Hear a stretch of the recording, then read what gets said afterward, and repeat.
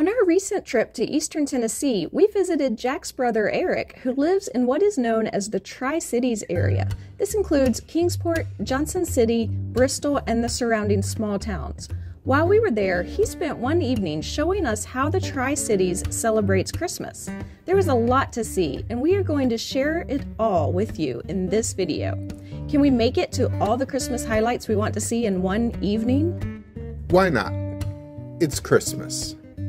If Santa can make it all around the world in one night, we should be able to hit the highlights of the Tri-Cities region in one evening.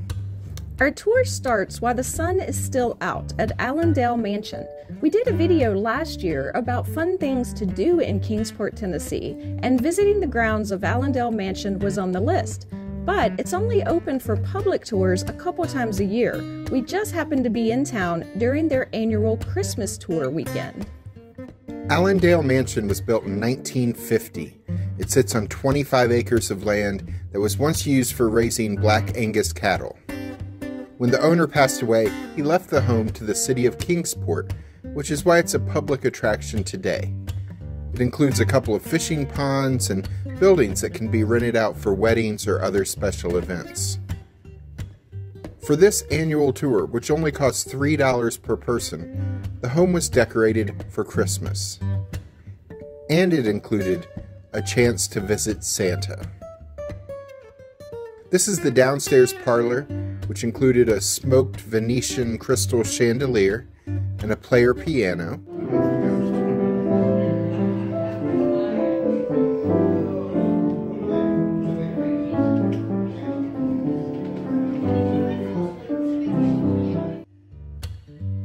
The stairs that led to the second floor had a grandfather clock on the landing that was over 200 years old. There were 3 bedrooms to see upstairs. This bedroom, painted green, is the only room without a fireplace in the whole house. This was the master bedroom, which had handmade matching beds. It was decorated with these elves, which were a little off-putting. Here's the guest room with 4-poster bed and a chase lounge.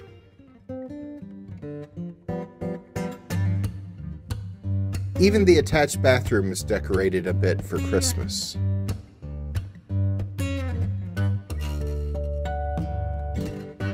My mother was also with us on this trip. She's not very steady on stairs, so we thought she wouldn't get to see the upstairs, but we were told upon entry that they have an elevator. I rode in it with her and the elevator operator. We were packed in there. You couldn't have fit anyone else in this small elevator. It was an interesting old elevator that would have been claustrophobia inducing if we had had to remain in there much longer than we did. After touring the upstairs, we headed back downstairs, and before exiting, the event ends with cookies and hot apple cider.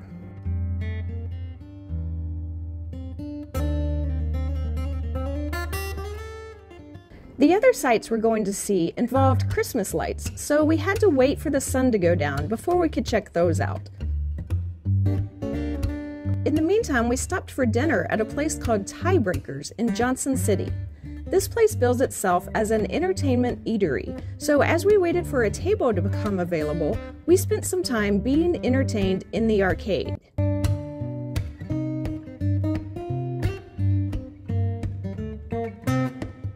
Jack and I competed in this huge version of Hungry Hungry Hippos, which was a lot of fun. I was better at that than I was at this carnival game trying to knock down clowns.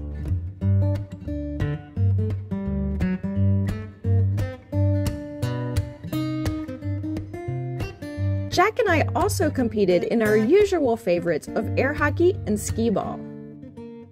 This venue also has axe throwing, which we really want to try, but our table was ready about the time we walked by. They also have a bowling alley.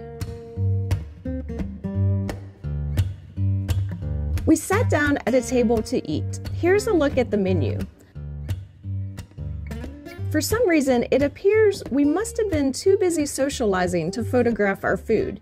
but we ordered pizza and an appetizer of potato skins. Our food was all really good.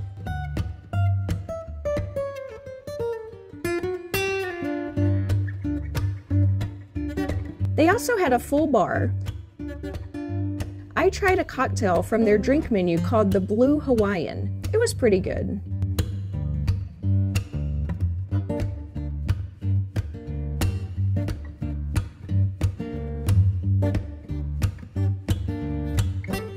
Of course, before we left, we had to go to cash in all the tickets we won in the arcade.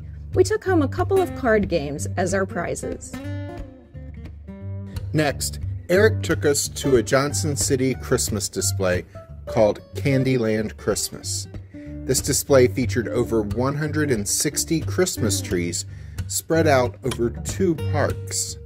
The 12-foot Christmas trees were decorated by area businesses and nonprofit organizations. For example, there was this one decorated by a senior living facility.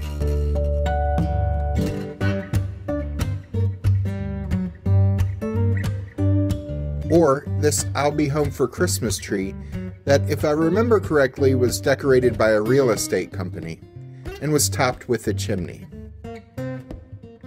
A lot of creativity went into these trees. It was all very festive.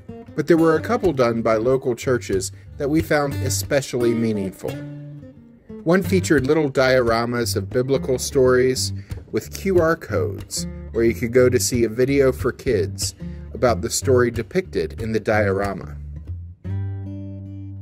The other was one from a church that included hats, gloves, and scarves hanging from the tree, with an invitation for anyone in need to take them as they face the winter cold. We thought that was a brilliant idea that really displayed the spirit of giving. Eric also showed us around the Johnson City area for a few minutes, where there were light poles decorated with candy canes and lights and greenery. They had a billboard up featuring the Budweiser Clydesdales, who had just been in town the day before as part of the Johnson City Christmas Parade. A number of the buildings had murals painted on them, which we also enjoyed seeing. Next, we asked Eric to take us to the small town of Elizabethton. He had taken us there years ago, before our channel began, to see a covered bridge. We enjoy seeing covered bridges along our travels, and we wanted to see it again, but we were thinking of going in the daytime hours. He took us at night, and we were really glad he did. The area around the covered bridge had a temporary ice skating rink set up, which had already closed for the day when the sun went down. From late November through mid-December, there were weekend Christmas events held here each week. There were a lot of Christmas lights in the area around the covered bridge as part of the festivities.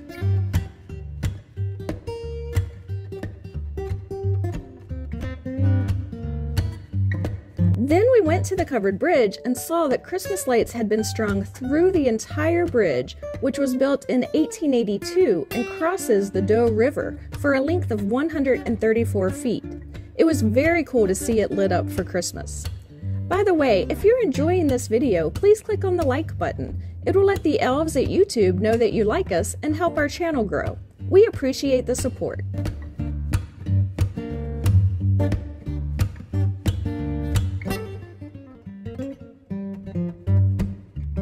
Our final stop was in Gray, Tennessee, located between Kingsport and Johnson City, for Shadrack's Christmas Wonderland. They put on a great Christmas display called Santa's Safari Light Show at a local fairgrounds. Our footage isn't as good as we wished it could be because of the rain. We were in Tennessee for 9 days, and it literally rained every single day we were there. Several of the days it rained almost constantly all day long.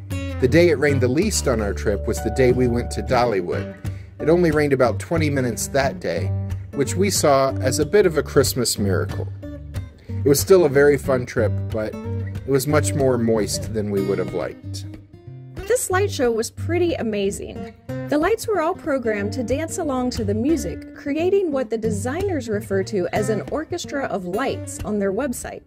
It It was a really cool effect, which we can't fully show you because the music was copyrighted. This light show was so good though. It was really well timed to the music being played. In fact, I would say the light show here was probably better than the one at the Bristol Speedway. We will link our video of that event at the end of this video. The experience overall was still better at Bristol because you drive on a racetrack and there's a Christmas village to get out and enjoy in the middle of the lights. But the actual light show was better here at Shadrack's Christmas Wonderland due to some technological advances that they had on display here.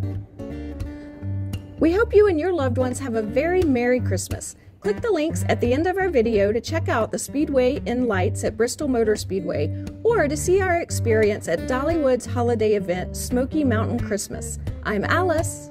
And I'm Jack. Be sure to click the subscribe button and ring the notification bell so we can see you the next time we're traveling through.